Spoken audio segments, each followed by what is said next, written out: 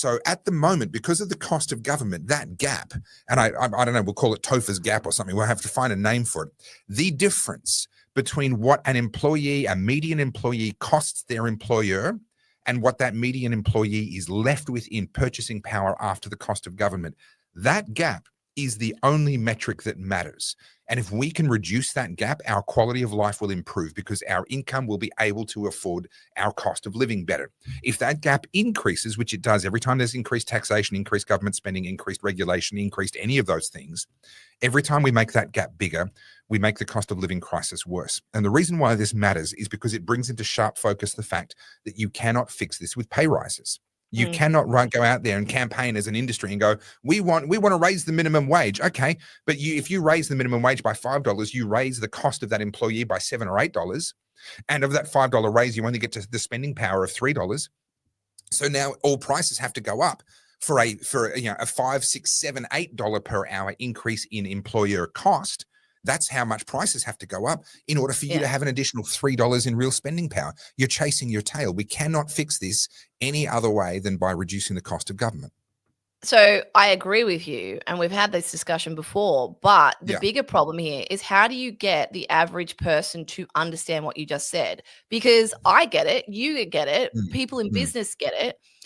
As I said, when you go and check the temperature of the average Aussie punter and you look at people who have been influenced by, like, I know you don't want me to say it, but the Abby Chatfields, your Punters Politics, go and have a look. These people keep saying the government needs to do something. Why isn't the government taxing the big mining companies? Why isn't the government holding the supermarkets accountable? Why isn't the government putting dental in Medicare? And so the problem is Australians are either politically and fiscally ignorant or at best, like, what's the word? I would say willfully ignorant, blissfully ignorant. Yeah, I don't even. The thing is, I don't think they're aware they're ignorant. Like, is that the Dunning-Kruger effect? Like, I don't know.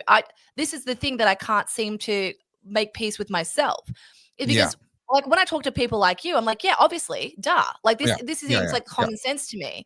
But when I go and talk to your average person and they'll talk to me about this stuff and I say to them, like, have you considered this? And they're like, oh, well, no, I think the government should be doing something about it. I'm like, do you not see, like, pick a sector, the building sector, the agriculture sector, it doesn't matter. You have a look at how much red tape there is that stops anyone from firstly doing any innovation or growing or scaling. They can't do it. It makes it so hard. And just last week, we had this news story, I think you covered it in one of your videos, of this man who has a sandblasting business whose land tax is now almost 6 figures. Like, it's an eye-watering $250,000. It's over $200,000 in land tax from, if my memory serves me correctly, it was from less than $10,000 a year 10 years ago to something like $210,000, something like that. What now business can afford that? And the other issue is, and I mean, I'm preaching to the choir. Anyone that watches this podcast will be agreeing with us, but what business can afford to keep, like, absorbing these costs? You can't. What's going to happen is you're going to see an unemployment crisis happen because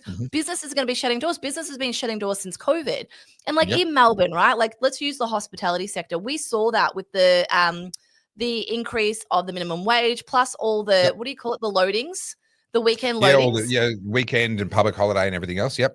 A cup of coffee in Melbourne is now about $6.50, if not $7, if you're not getting any, like, boutique milks or whatever, right? Like an average latte is about $6.50, not because the coffee's worth $6.50, because they put on their surcharges, Sunday surcharge, public holiday surcharge. And then, of course, you've got baristas who are getting paid $35 an hour to do a job that, like, literally 10 years ago, they were being paid $19 an hour. Their job hasn't gotten better. Their work ethic hasn't improved. They're not trying harder. They're just getting paid more to do less. So we're celebrating mediocrity. And this is something I'm super passionate about because I see this in entrepreneurs or young entrepreneurs, and I see this in people I mentor. They don't have the discipline to push themselves out of mediocrity. Good enough is okay. And we have this in the education system too. You would have been familiar with the term P's get degrees. That's the Aussie attitude. She'll be right. This is what I work against every single day. What do you mean she'll be right? Why are we so hell-bent on accepting mediocrity in this country? And that's the problem. So, like, I get what you're saying. Absolutely. I unequivocally agree. How do you get the average person who's sitting there in the doldrums with their suburban house and their 2 cars, mortgaged to the bloody nth degree, and then wondering why they can't afford to go on a holiday or why they don't have any savings? They don't Okay. seem to quite bring the two together. Before I comment on that, can I just put a challenge to our audience? If tangent time was the inspiration for our first t-shirt, can we come up with something to do with ranting? Something like, because that was amazing, Carly. Like that rant, wow, full on, fantastic, loved it, spectacular, 5 stars, would see again. All right. We need to find a t-shirt. We need to find a t-shirt about ranting, and that's your one, the Carl's rant. I don't know. Audience, help me out here. You know what I'm talking about. We got to do a t-shirt for that. Yeah. My frustration with the rant, right? And I think I've said this on the podcast before. When I have just a general conversation like this, I see people who believe that they're ideologically superior to me feel like they can quash me with a couple of platitudes and like key little sentences that they say, right? Yeah. The only way to get people to listen is to literally engage that spicy side of me. Like Charlie Kirk does it, Ben Shapiro does it, Michael Knowles does it. I don't pretend to be on the same level as those guys. Sure. But when you do start to get that runaway train rant, that's when people kind of go, oh, okay. you know? But that is a law of nature. That is burned into our psyche from whatever the origin of it is. That's burned into our psyche. So, Carls, you can not like that that's reality, but you're never going to change that that's reality. And if you're good at rants, and rants are the way that people connect, then maybe you need to lean into it rather than objecting to it. Well, it bloody works. It worked in COVID, apart from the fact that, you know, what happened next. But it worked with burnout car.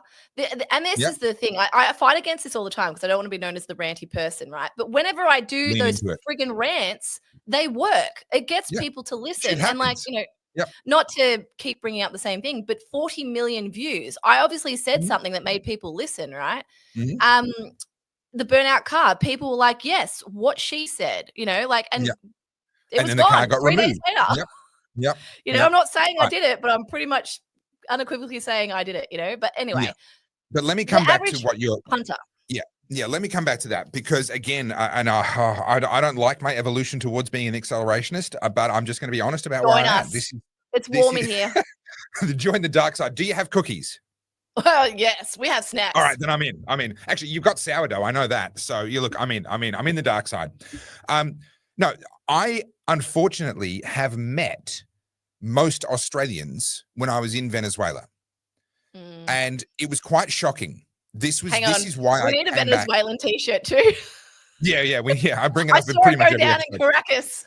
Yeah, I saw Australia's future in Caracas.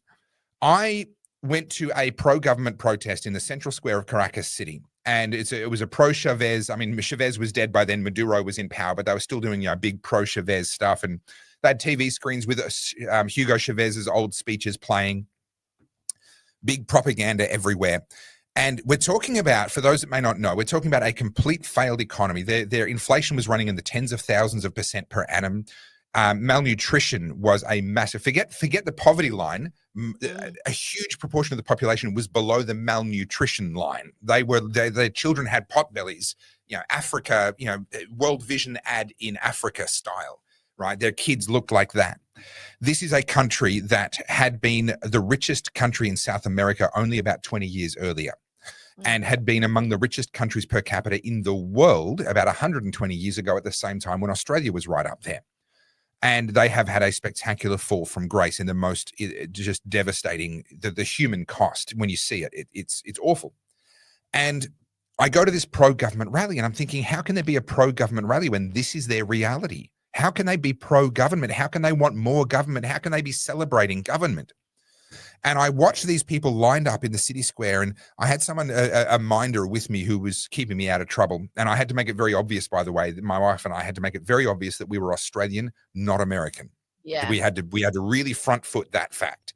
Yeah. And they had an anti-American. They had a couple of mascots running around, a big shark with an American flag who sort of represented the evil of America that was just, that was opposed to Chavistas and the socialismo of their era. And so I'm watching all this play out, and my translator buddy, Minder, is helping me to have conversations with people. And I start talking to people who are lined up to get T-shirts. They're lined up to get t-shirts. And these aren't commemorative t-shirts like what you would get at a music festival. These are just t-shirts. They've all got slogans on them. They've all got pro-government slogans on them. But these are just generic t-shirts. And they are taking off the t-shirt they're wearing, throwing it in the bin, and putting on the t-shirt they're being given. And through the translator, they're saying to me, oh, we're so grateful to the government for giving us this t-shirt, because without them, we couldn't afford to buy a t-shirt for ourselves. Right? Yeah. So when you say to me, how can they not see it? I know how much further it can go and people still can't see it. And I know people personally, people in my life, members of my family, extended family and friendship group, who I look at and go, that's you. You will go all the way. You will be begging, you will be thanking the government as their boot crushes your head. You've just watched another short clip from the Oddcast, and if you'd like to see the full video, it is over at our dedicated channel. That is the Oddcast HQ on YouTube. We will see you there. Don't forget to like, subscribe, and have a chat in the comments.